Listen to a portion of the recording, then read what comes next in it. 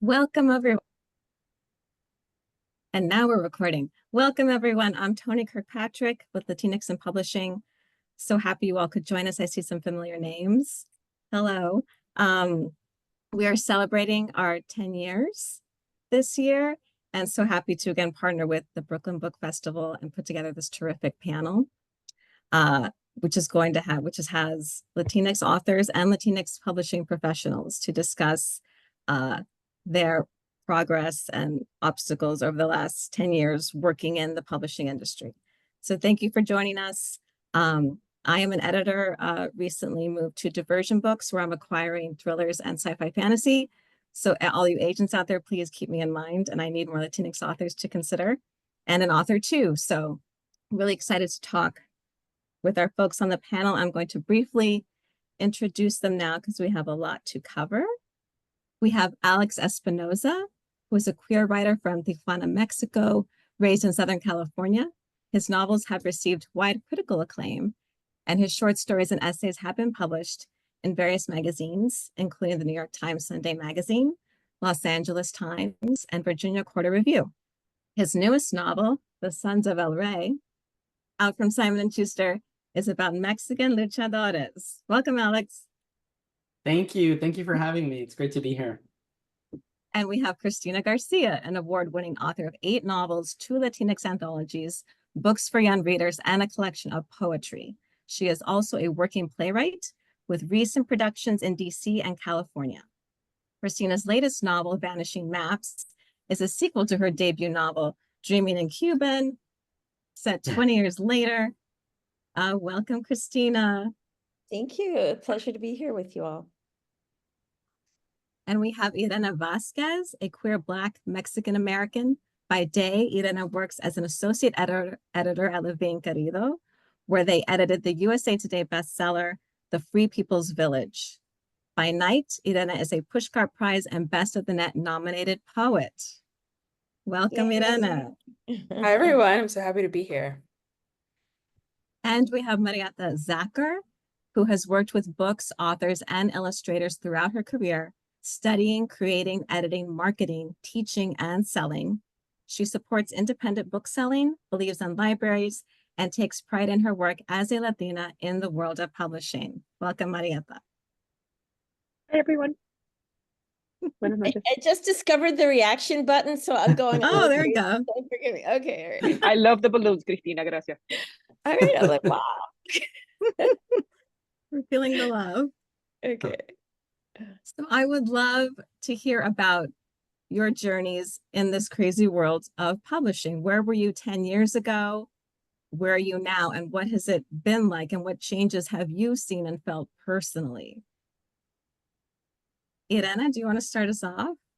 I'm happy to, as the baby of the group. So 10 years ago in 2014, I was a sophomore in high school in Houston, Texas. Not even imagining that I would have a future in publishing. At that point in my life, I knew I wanted to be a writer. I was writing poetry. Poetry was, and writing, I was writing for my school newspaper. Writing was looking like it was going to be the center of my life, but I didn't really know what that meant in terms of a career path yet. And then I got to college in 2017, discovered the beauty and wonder of ethnic studies. I majored in ethnic studies in college, which opened me up to, I'd always been a fan of Black and Latinx and BIPOC writers, but it just opened me up to an entire world of histories and stories that I didn't know about. And college is also what brought me into the world of working in translation, which is really cool, because that's become a really important part of my creative practice and my practice as an editor. I realized that I wanted to be in the publishing industry around the year 2020. I was deciding between being a reporter and working in publishing, two famously stable career paths. I interned for Levine Querido, mostly because it was the pandemic that summer. I was looking for summer jobs. I thought I wanted to have like this, like, very in my mind, let's see, but like I wanted to work on like important literary fiction books. I really like wanted to work at FSG and do like, important, capital I important books. But I got part of the way through the interview process, and they said, we're canceling our summer internships because of the pandemic. And I said, okay. So I have been freelancing for LQ. I applied to the internship because they were still hiring remotely, and I have been here ever since. So I've been at Levine Querido full time since 2021, and now I'm an associate editor. So that's kind of a bit about me and my path in publishing. That's awesome. Thank you, Irene. Who would like to go next? Where were you 10 years ago? Alex? 10 years ago, I was living in the Central Valley and teaching in Fresno and dealing with a lot of really oppressive heat during the summer. And my second novel had just come out from Random House and it tanked. It didn't do very well, and I was kind of in the dumps a little bit. I was really sad and really upset about it, and I didn't want to be a casualty of the publishing world. So I reached out in desperation to some people that I trusted, and I said, well, what do I do? And it was a good friend of mine and a former professor who said, the only thing you can really do is work on your next book. And at the time, I was watching all of these really sort of white, waspy, straight, cis male writers from the East Coast getting like gigantic advances on books about like 4 or 5 generations of Irish Americans or European Americans in New York and Brooklyn and on the East Coast. And I thought it was kind of funny. And I thought, well, I don't think anyone would ever pay someone like me, like 7 figures for a book about 3 generations of a Mexican-American family in Los Angeles. So my husband and I were joking. And I said, wouldn't that be funny? 3 generations of a Mexican-American family in Los Angeles, and we sort of were like, well, what trope can I play with? La Llorona's been done, right? The whole loteria thing has been done. Like, so I thought, well, what about lucha libre? Oh my God, wouldn't that be funny? And that's how I sort of developed this book. It was out of anger, and it was out of, a little bit of like frustration at the bias of the publishing world. I think that the sort of East Coast bias, and the frustration that I didn't want to be a casualty of the publishing world, and I still had stories to tell. And so I started working on this book that just came out in June, and 10 years ago. And then I was writing that, and then I wrote my nonfiction book, Cruising: An Intimate History of a Radical Pastime, sort of in between. And then that book came out, and it was kind of an interesting conversation between the 2 books. And then once Cruising came out, I went back to the novel, and I just didn't give up on it. So that's where I was 10 years ago. It's kind of strange. It's a really wonderful question. And it sort of makes me reflect on, I think oftentimes we feel like we haven't progressed as writers or as people in the publishing world. And then you kind of look back and you realize like, holy shit, like I actually have. But yeah, that's where I was 10 years ago. I was really frustrated and angry, and and I sat down to write this book about wrestlers because I kind of felt like nobody's paying attention to like us out here on the West Coast. So I have to do something, and there it is. I love that we get your book, that it comes from, this anger and frustration, but you turn that into this wonderful book. Yeah, thank you. Awesome, Alex. Yeah, I had Marietta, the what were you privilege of up reading. to? I was just going to say, I had the privilege of reading it Christina did, before it was yeah. published, and I absolutely loved it. So I highly recommend it to everyone out there. Pick it up.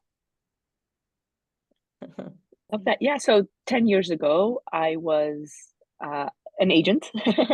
But I will tell you that I agree with Alex. It's such a good question. It immediately obviously it makes you ponder quite a bit.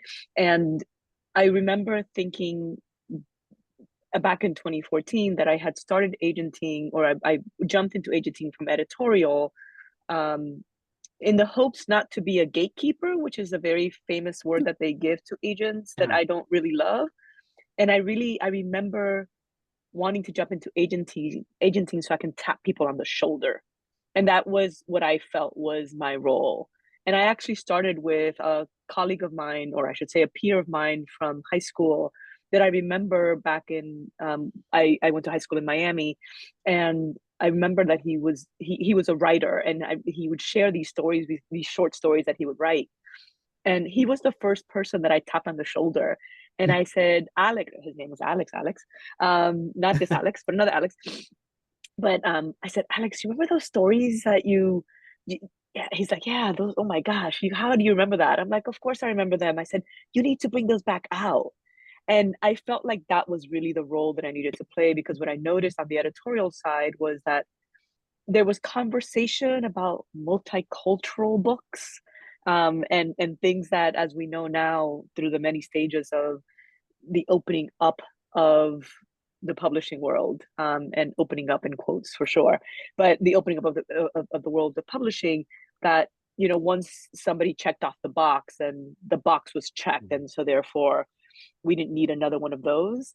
And so I felt like my role when I left editorial and went to agenting was literally, as I said, to tap people on the shoulder and say, hey, yeah, your work, I want to see it. Let's get it out there. Because I think it's more than just saying, I'm open for business and I accept books that are from non-white folks. But because we have never really established that baseline of letting people know that their words are worthy, their illustrations are worthy, it's not really part of our conversation when we talk about what do you want to be when you grow up, or what do you want to do next, that kind of thing. So I will say that I still, to this day, 10 years later, I'm still tapping a lot of people on the shoulder as much as possible, but it really requires a lot more than just saying that you're open for business, and rather getting people to understand how they fit into this world, and how we need to make sure that they are in this world, so that those that come after us can read their work and see their images. So yeah, so 10 years ago I was where I was where I am now, and I wish I can say that we are so far. We haven't quite gotten there yet, but we are. We keep on keeping on, because that's how we do it. I love how you describe the role of the agent, and that you've been doing this good work for the past 10 years. Yeah. And I yeah, think, plus, you know, yeah. there are agents who have come to this lately, where they think, oh, now I'm supposed to go find these types of authors and sign them, right? And we see how important it is to have Latinx working in publishing, because this has been important to us from Right. day one, right? Right. Cristina, let's hear about you. Oh, hi, everyone. Well, it's interesting because the last 10 years, it's like a dual track thing. My daughter graduated from college and went into publishing. So I have someone in the industry. So I feel like I get a front row seat to a lot of the shifts and preoccupations, obsessions and derailments of the publishing industry firsthand. So it's very, very fun. And it's also very fun to talk books. At the same time, I had just 10 years ago had just come from publishing my 6th novel, King of Cuba, which was a fictitious portrait of Fidel Castro, El Comandante, and one of his many nemesis in Miami. Not a big hit with my Miami family, I have to say. My mother was like pulling it off the shelves in bookstores. She was like, but I thought of it as sort of equal opportunity, humor skewering. You know, part of the problem there is they're the flip sides of the, you know, they're the same people, but on opposite sides of the issues, and which makes that situation so intransigent. I went far afield on the next book, which was a book called Here in Berlin, and all the stories are set in Berlin or culled from Berlin, harken back to World War II. There's maybe 2 Cubans in it, so nobody knew what to do with that book. Although I've always written about, I feel like my mission, if I were to name one, is to expand the conversation, to expand the notions, the concepts of identity and culture, to widen the tent, to hyphenate and welcome everybody in. That's what I like to do. So if I'm writing about the Chinese who came to Cuba in the 19th century, or the Cubans who ended up studying in Moscow and then got caught up in the fall of the wall and the fall of the Soviet Union, what happened to them, right? But that book ended up with a wonderful editor at Counterpoint, which is a small press, and partly because I think the big houses did not know what to do with it, you know. And then I circled back because I wanted to finally catch up with my Dreaming in Cuban cast. And so I wrote Vanishing Maps. But so the journey's been kind of in and out of mainstream publishing. Oh, there we go. Oh my God, that looks like a first edition, or hardcover. But anyway, I think personally, I have to write what I'm utterly obsessed and interested in. Otherwise, why bother? You know, we're not in the public relations business. We're not here to like figure out what readers need or want or whatever. We're here to express something that no one else, you at least that's the aspiration, that no one else but you can tell this story. And if you don't tell this story, it's not going to exist in the world. And so that's how I feel. And that said, I think I've retired. So maybe this is the big announcement here. But I'm still working in theater and doing visual art and other things. But I think maybe that's just the scope of it. Maybe the beginning and the end. You know, it's like bookended with Dreaming and Vanishing Maps. I don't know. I have another one floating, but I don't know whether I'll get around to it. Cristina, that last part is music to everyone's ears. So may the muse strike you. Yes. Yes, when you're ready. So, you know, in 2014, that was basically the last year I was working at St. Mark's Press as an editor. I left after I had my first and only son. And, you know, while I was there, I was always very interested in Latina authors and looking for them and signing them. But no one else was really all that interested. They let me. I feel like they tolerated it more than anything else. So I was able to make offers, you know, at a small level, and was out of, you know, not working for a house for a long time. And things, from my viewpoint, changed dramatically in the past 10 years, where you have editors actually looking and asking for these voices and these books, which was a complete turnaround from my experience at St. Martin's 10 years ago when I was the only Latina editor there. So can you talk about how you see this on a broader scale, like talking to other author friends, other publishing friends, about the shift? If you see a shift, first of all, what that's like in terms of the reception or the enthusiasm for Latina authors now.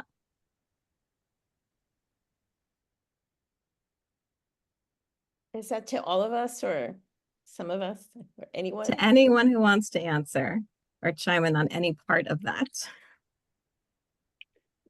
You know, I'll start by saying that when I was on the editorial side, I very much remember being in a room where everyone would turn to me to ask questions about anything that was not about white people, which is, of course, preposterous, not just because I don't speak for all, but even in my own Latinaness, I don't speak for all.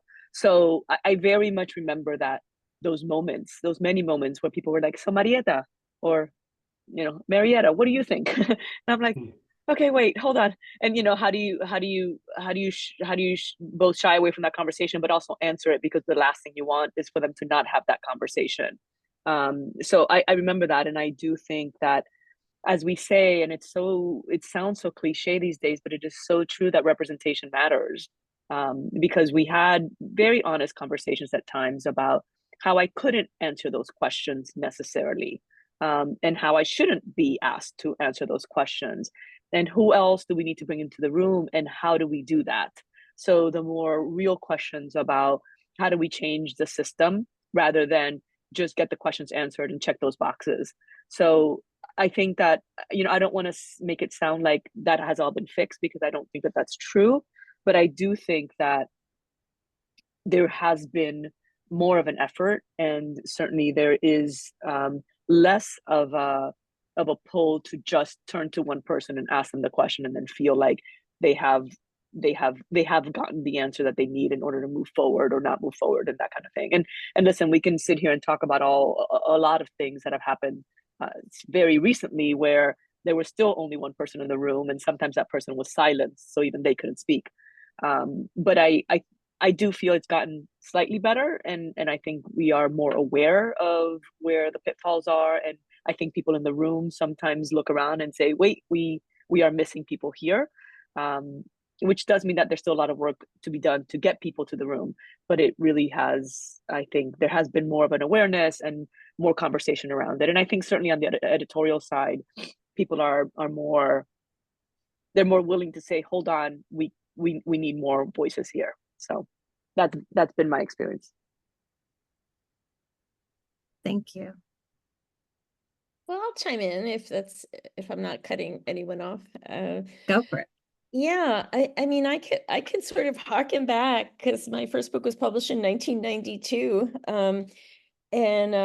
So that's over 3 decades worth of experience. And all I can say is that back in the Pleistocene era, when I was first writing, there wasn't this concept yet that our stories could be part of the larger narrative of American literature. It was very segregated, and some of our earliest works, ended up on the sociology shelves or being taught in sociology classes instead of in the literature classes, and they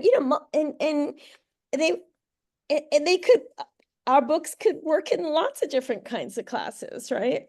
So, and there was no concept really until, I would say, Sandra Cisneros and Julia Alvarez and others, even Oscrijuelos from the 80s, and that these books were being read. It wasn't just a niche issue. It wasn't just stories for the people that they represented, but everyone was interested in those stories. And that was like the big illumination initially, I think, in the early 90s. And then that light has been growing and dimming erratically since, but over the long haul, I think slowly getting brighter. I mean, what I love to see when I look out at the big expanse, and I also have my mole in publishing via my daughter, is that now when I see vampire stories with Latina characters, or we can write anything, and that's the ultimate freedom, that we're not just in a corner writing about the same tropes. Alex was talking about what we're expected to write about. Well, I wrote about an abuela. I've written about many abuelas, but my current abuela is 90 years old and about to have a hot affair in Spain with her ex-lover. Okay, so let's break that abuela thing. I mean, great. I love the tradition, but there are no abuelas like that in my family. Okay, everyone is a narcissist with high heels and crazy, right? So I think the ultimate is to have the freedom to write and roam and obsess and take pleasure in whatever interests you. that you're not relegated to this category or checking off that box, but that your visions are complex, rich, and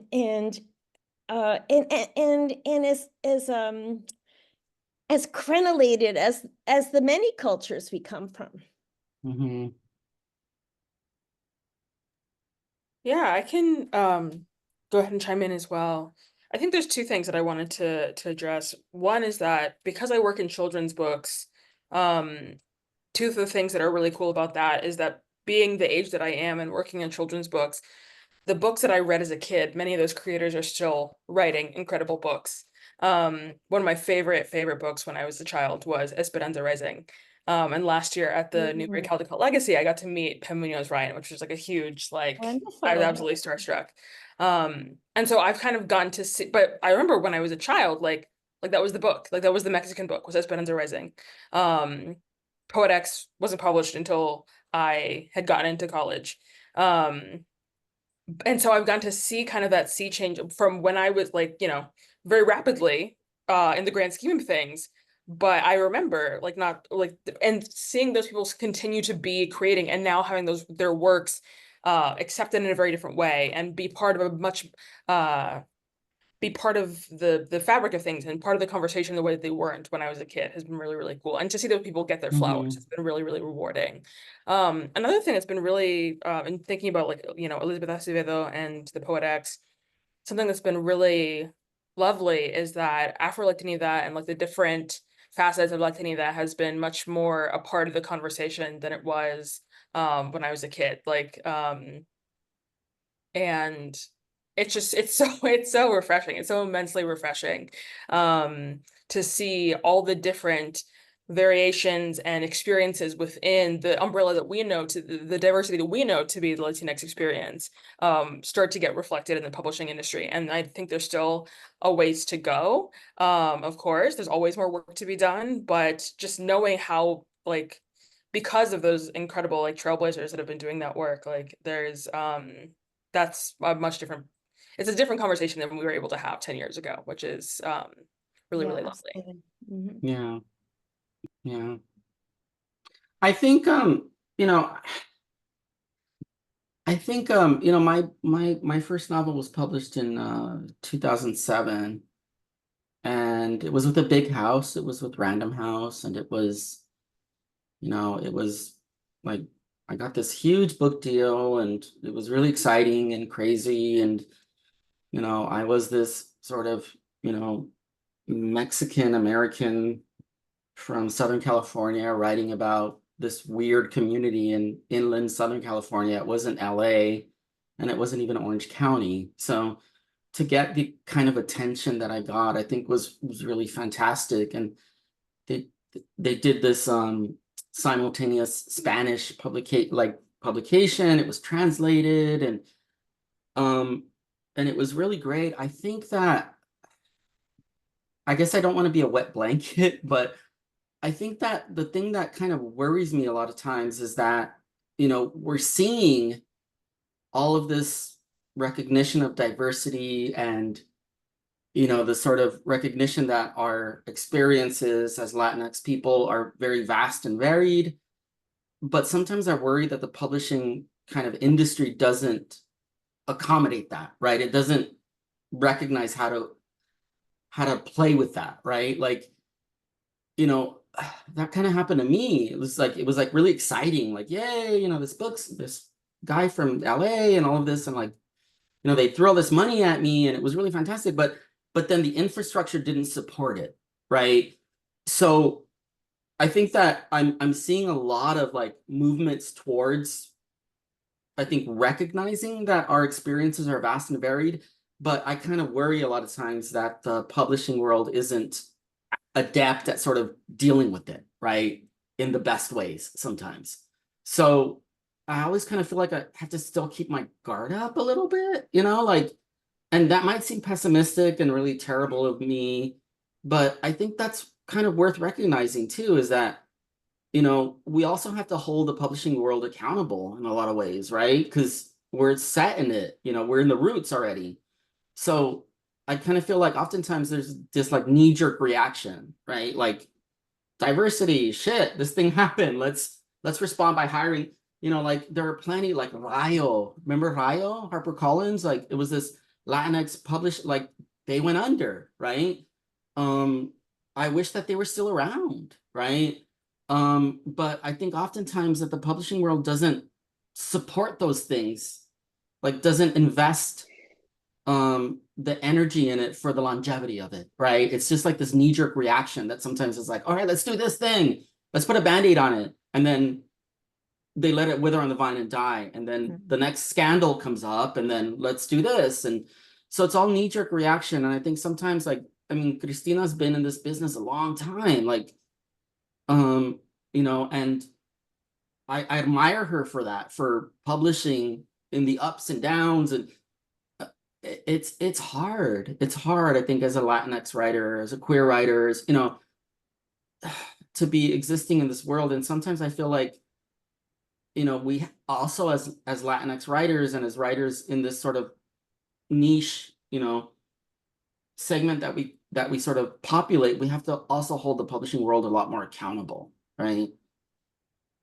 Yeah, I agree 100%. It's a reactive industry.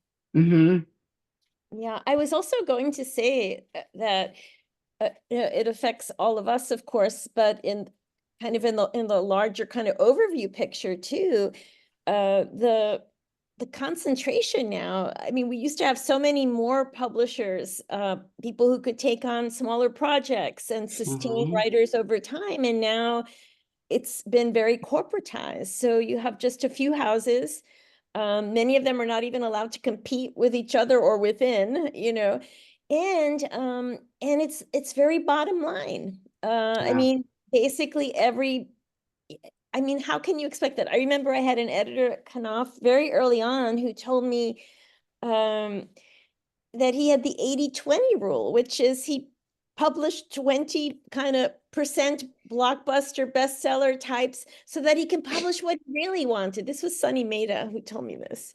And I don't think that, that's a corporate model necessarily, but we're not also, how did this get so corporatized?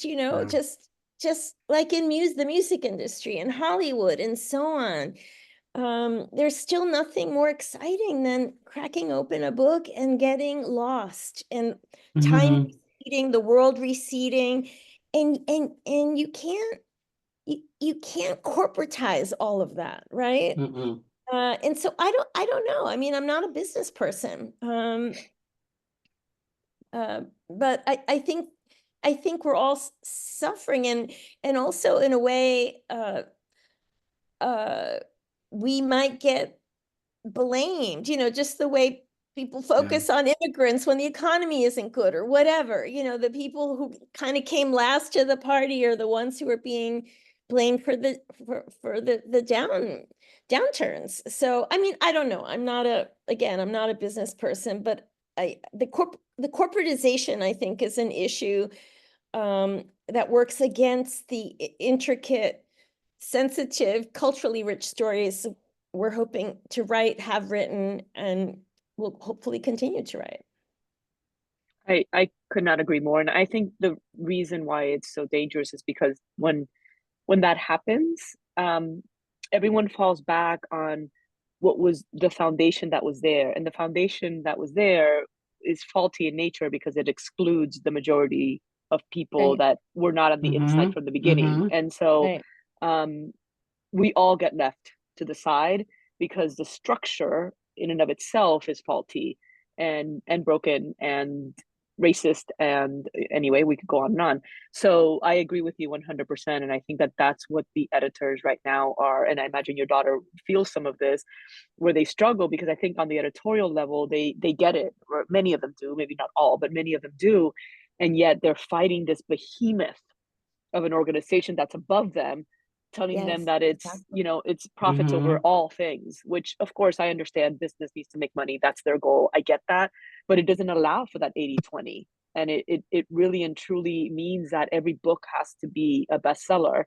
And again, because the system itself, the marketing, the publicity, the sales, all of those people don't have that same sensitivity that sometimes the editors do. And not to put every editor in like, you know, in a high place, but I do think that they get the battle.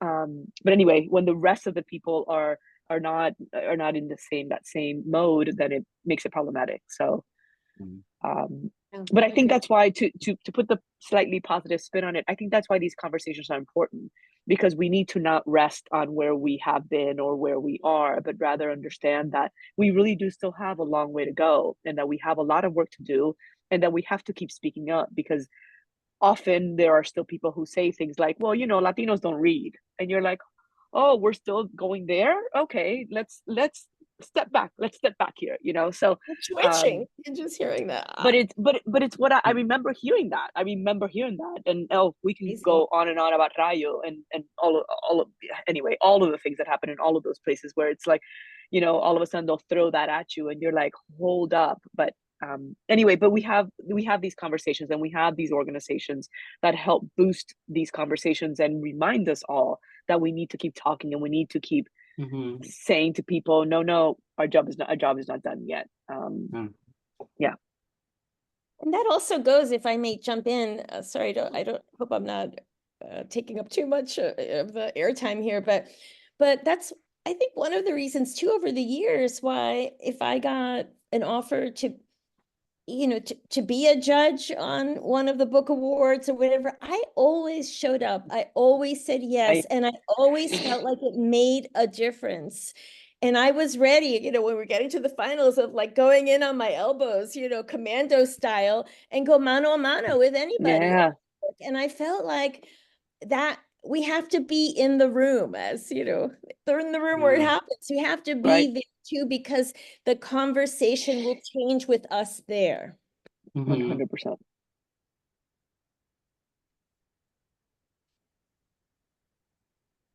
What are you thinking about the future of Latinx working in publishing and publishing their books?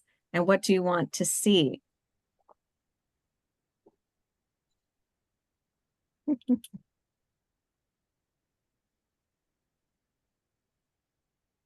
I don't want to force you, Irene, but I feel like this one is for you, my friend. Oh, this one is no, for I you. mean, I want so many things. That's the thing. I I don't even know. know where to begin. I want more risk taking. I think that's the thing that's hard to do in the environment that we just finished talking about, you know, is that, like, you know, you hear from all these corporate publishers about their bottom lines and what will and won't sell, and not even getting into like the book talk of it all, and like and to your point, Alex, like the infrastructure in many of these houses is simply not there for marginalized folks to succeed, you know, even after they get into the room. Like, should they get into the room at all? The infrastructure is not there, whether that's like knowing how to, like, do you know how to reach the communities that are going to be seen and valued by this book? Like, do you know like what the Spanish language media environment is like? Do you know what like the queer media landscape is like? Are you getting the books into the right hands of the people? Because oftentimes, you know, like, you might have a wonderful relationship with an editor, but like, if your marketing and publicity team doesn't understand the vision, doesn't understand how to reach those people that you are trying to reach with your book, then where are you going to go? But that said, I'm a poet. We're used to not making any money. I wish we did. I want us to want better for ourselves. But because of that, I think I want people to take more risks. I want people to tell the story that they're scared to tell. My first acquisition was a book that was not the kind of book that it was an adult book. We published children's and YA, but I felt like it was meant for me. And when I met with the author, they were like, I thought this was unpublishable. And I was like, no, this is incredible. I love this idea. I feel so seen by it. And my mentor, Nick Thomas, who's my coworker at LQ, once told me a piece of advice that somebody had given him once, which is that he's like, if you love a book, others will love it too, because you're not special. And so, yeah, I want to see Latinx writers, especially marginalized writers, who don't feel like they can necessarily afford to take those risks. I feel like that's exactly, you know, the moment when you should tell those stories that we're scared to tell. I want to see more folks continue to be writing like beautiful bilingual books. I I want more opportunities for writers who write in Spanish to have to see their books published in Spanish in the United States for Spanish speaking US populations. I want more things that break boundaries of like form. I think we saw that with like the big verse novel boom. I think we're starting to see that more. I've been seeing a lot more memoirs by poets written in prose, but like with some poems like thrown in there in the middle. I'm like, yes, I love it. More people should be reading poetry.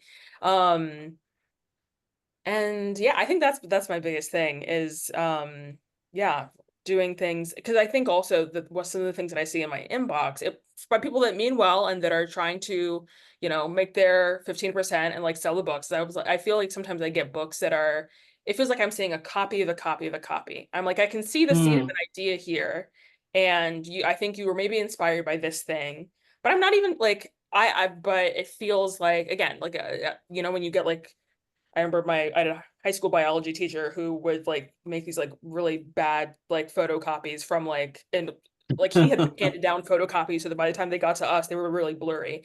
And that's sometimes what I see. And I'm like, I want people to feel, even if it's not necessarily reflected in the publishing industry, my hope is that for writers that they feel able to take those risks creatively. Yeah, and just for the record, Eden, poetry is my daily bread. I guess I want to see a little, I guess a little less like, you know, and this is hard for me to say, but I'm going to say it. A little less like East Coast, I think, bias towards the Latinx experience, and a little more acceptance of the fact that, like, you know, we exist on the West Coast, that we actually read in Los Angeles, like, you know, in the Southwest, and, you know, there's a big Latinx community in Seattle and in Portland. And I think oftentimes the thing that worries me is as a West Coast writer, you know, living in Los Angeles and writing about my community that I do, is I have all these strikes against me, right? Because in New York is always like, well, Chicanos, Mexican Americans, like, what the hell's that, right? Like, we've kind of been there already, right? I kind of feel like oftentimes, you know, I have to really fight to exist and have the East Coast publishing world that has a certain conception of what Latinx people are. And I don't fit that mold. It's really uncomfortable and it's really frustrating sometimes. So I would hope that, I think as our world opens up a little more, you know, as we become a little less, you know, sort of tied to our office chairs in a certain location, that I think the publishing world sort of responds to that, right? My editor is in Germany, right? Like, she lives in Germany, but she works for a publisher that's in New York, and I love that. And she's from LA, right? So I would hope that, like, I think the future of publishing would recognize that we're a lot more global, I think, than I think it's been usually. It's like very, you know, when I see, like, and don't get me wrong, a lot of the Latinx writers that I know are really wonderful friends, and I love seeing them get attention. But sometimes it's like, but like, where are the West Coast Latinos, right, being represented in the New York Times? Where are the Southwest Latinos being represented in the New York Times, right? Like, I hope my hope of the future is that the publishing world begins to recognize that we're, you know, I could be Latino living in Australia, right? Or in, you know, Shanghai, or in Singapore, or in India, right? Writing about those experiences. And I would hope that the publishing world would recognize that, right? That wouldn't make me any less Latinx, right? So that's my hope for the future of it. I love it. And I think this move toward remote work has been really good. And hopefully we get more equity that way. And I hope we continue moving in that direction to include more people, right? Geographically. Yeah. I just remember something Cristina said to me like years ago, I think when you were at UC Riverside and you were giving a talk, and you talked about, like, you know, like, if you're a Latinx writer writing about like Tibetan or like Mongolian throat singers, right? Does that make you any less Latinx, right? And I remember that just stuck with me. I'm like, yeah, well, that's a really good point, right? Like, I think oftentimes we feel like we have to respond to a certain expectation for us as writers or as people in the publishing world to like represent that. And that really limits us, I think. That really limits our experience. And I tell my students like, write where the sort of the inspiration takes you. You know what I mean? Like, and I'm so grateful for Cristina for saying that years ago to me, and it's still stuck in my head. Yeah, thank you, Alex. I remember him when he was itty bitty baby writer. Yeah, you were there from the Like Mother beginning. Hubbard with like generations of former students and so on. It's kind of hilarious, yeah. But no, I've That's always wonderful. firmly, yeah. This whole thing about stay in your lane, I'm like, Yeah. get those guardrails off. The wheels are flying. No guardrails. Yeah. How about, should we take some questions? Does anyone have a question? Or anyone or everyone? You can put it in the chat.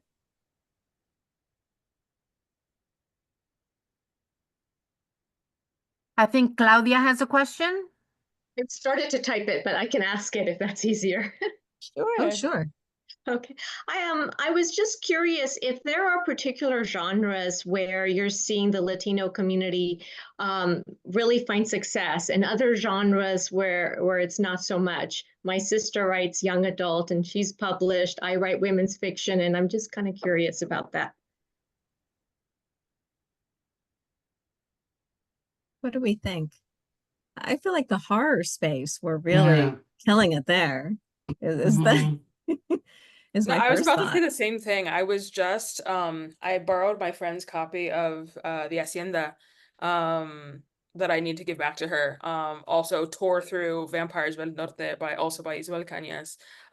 We have so like just from the various diversity and ethnicity and national backgrounds within the Latinx experience, there are so many, like, if you'll pardon my language, really fucked up stories in our history, like that are just ripe for the horror genre. Whether that's in like, and I just it's so glorious to see. And especially like I loved in Vampires del Norte, like the way that she incorporates this like really incredible critique of colonialism, like with her vampires. I'm just like, it's so meaty. It's so wonderful to get to witness. If I will toot on behalf of me, myself, and Marietta, the children's book world, I do think like, like Children's books, the yeah. conversation that We Need Diverse has been having since their founding, and I think that the conversations that have been happening in the children's book space are, I think we can say that we're a little bit ahead of the folks in adult fiction. I think I can confidently say that. I think that because there's this kind of like, at least I'll speak for myself here, there's a politics of care when you're writing for children, and there's a desire to reflect the world that we know that the children of today are living in, and we know also like how the demographic shifts are happening for kids of that age. I think the children's book world has been a little bit more, and I'm not saying, Lord knows, I know how difficult it is still, but I do think that conversation has begun to it's a different type of conversation that we're having over in children's YA, and I love being in that space. Echoing the horror, I think it's really fertile ground. People like Gabino Iglesias and Gus Moreno. Gus Moreno's This Thing Between Us like totally blew my mind, right? Like, I think there's a lot of opportunity there to sort of, I love what Latinx horror writers are doing, and they're playing with tropes and turning them around and doing some pretty like crazy, wonderful stuff. I'm curious to see where it goes from there. Yeah, I want to chime in on that too. And just a little plug. I was walking around the Castro the other day and saw, let me see if I can call it up. Can you see this? It's called Thirst. And it's by Marina Yutsuk, who's an Argentine writer in translation, and it's about vampires, but set in the 19th century and also under the dictatorship. It's absolutely fascinating to me.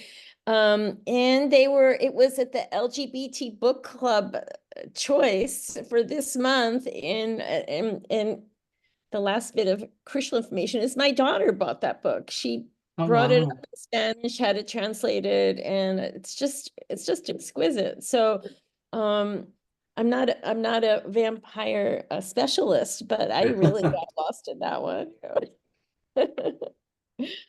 And I think what you said earlier, Cristina, about, you know, the giving yourself the freedom to try all things and expand into all things. You know, I that resonated with me because I think that we try, and I think it's all over publishing, not just for Latinos, but in general. I think especially as Latinos, we want to make sure that we write to a particular formula, or maybe not quite formula, but to, you know, whatever is whatever you're being told you should be writing. But the reality is that expand the way and kind of let that muse strike, because I think that that's where we're going to start finding where they can't say no because it's just that good. How about one more question? Anyone else have a question? I think there might be some in the chat I saw, but take a peek. Oh, I gotta scroll down. Adriana had a question about how to get into publishing. Adriana, do you want to expand on that? Yes, hi. Thank you so much for doing this. I recently graduated with a bachelor's degree in English, and I'm been trying to get like editorial assistant positions or even just like internships, but I'm having a really hard time. I realize a lot of it is like about connections. I don't really have that. So I was just wondering, do you guys have any advice on, you know, how I could possibly get into the field? Two places come to mind right away for me. One is a program called Included, INKLUDED, Included. I'll let you look it up because I don't want to run out of time. And the other is through We Need Diverse Books. They do a lot of mentorships and internships and things like that. Those aren't the only two places. There's also the, you know, the often elusive but necessary internet, where you kind of go and do as much networking as possible and have a lot of coffees and things like that. But I think you're right, it is tough, and I think it's tough for a lot of people, not just for Latinos, but I think those were good places to start. And follow on LXP. the writing side or the publishing side? Which side do you want to get into? Probably the publishing side. I do write a little bit. I'm like very shy about it. I don't really put it anywhere.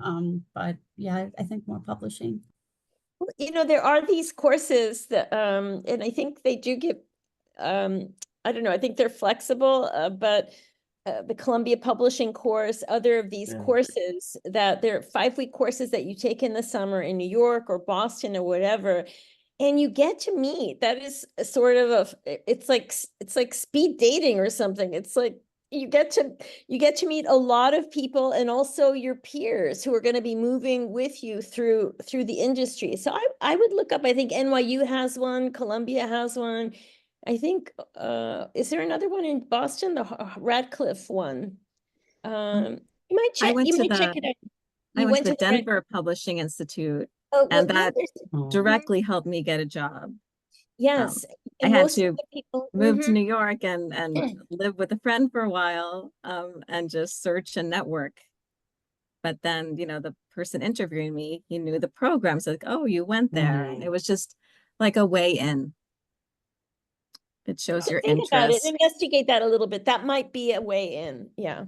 Yeah. I also just want to like affirm your experience. Like, it's really hard to get a job at whatever level you're trying to get a job in publishing right now. I saw a very sad statistic in a PW article yesterday that was like, just, I think it's like we've lost 40% of publishing jobs in like the last 30 years. And there are all of these like just like everywhere you look, there are barriers to entry. Whether that's the East Coast of it all, like Alex was both for writers and people trying to get into publishing.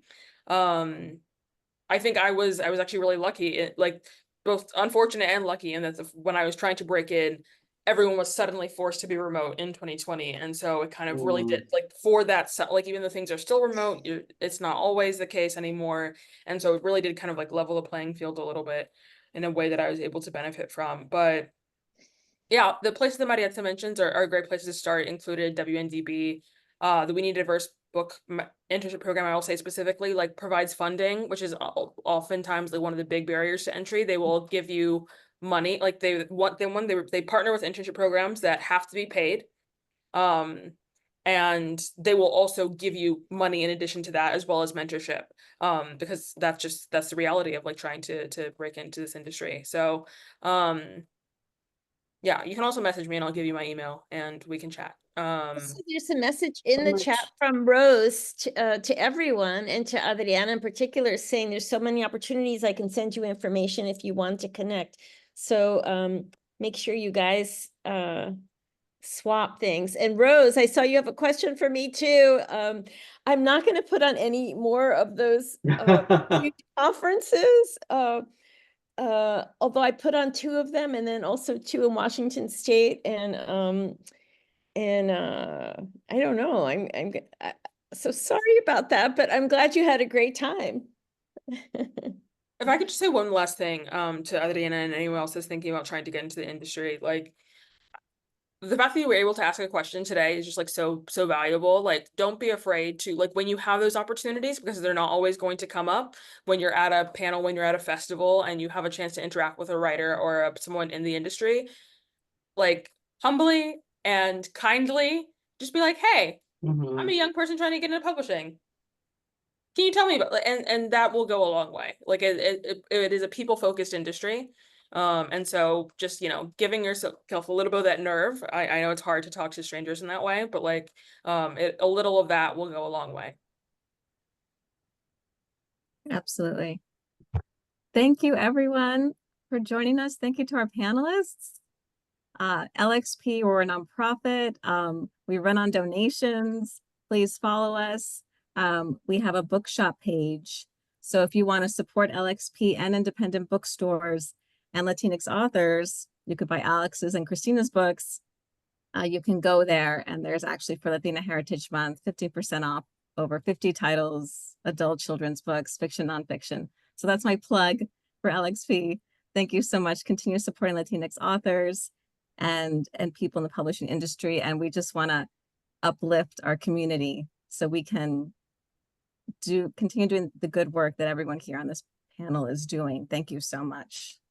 Thank you all. Thank you all. It's been a pleasure. Really appreciate it. And we want to say thank you to the Brooklyn Book Festival, of which we are a part tonight. This is one of their bookend events. So we're very thankful to the Brooklyn Book Festival. And it is this weekend. So if everybody is free on Sunday from 10 to 4, they will be in front of the, the Borough Hall in Brooklyn. All are welcome. All right. Have a good night, everyone.